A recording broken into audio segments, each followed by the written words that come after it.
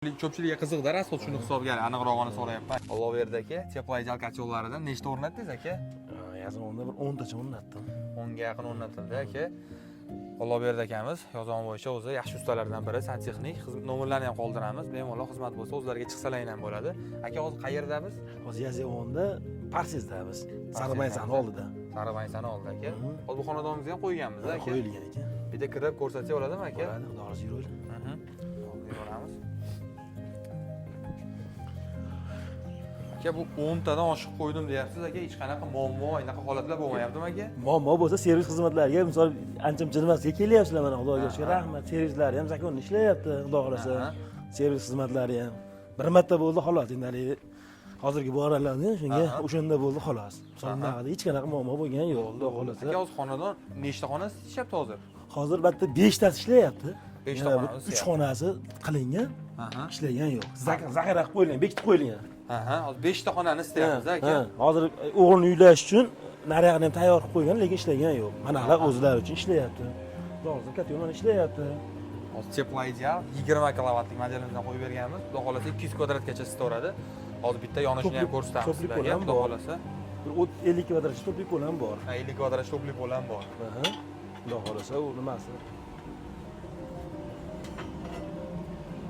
Ham chiroyli holatda yonyapti aka.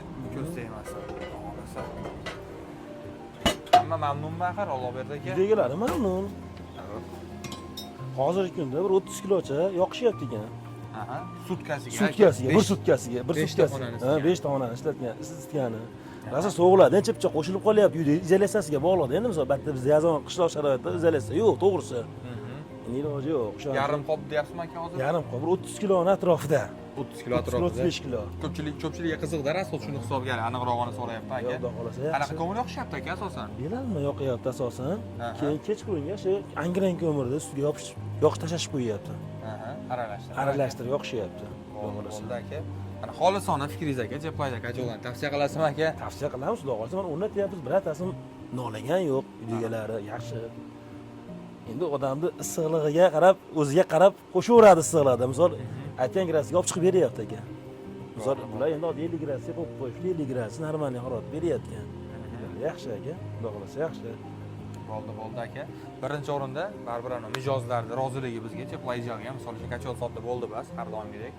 Kacholni bergandan keyin mana hozir qishdan chiqyapti, Xudo xolasa, uylarida kelib uylariga qanaqa isitishyapti, necha kilo rasxod qilishyapti, uyda egalari rozimi, mamnunmi bilish uchun kelganmiz, Xudo xolasa, Yozovondamiz.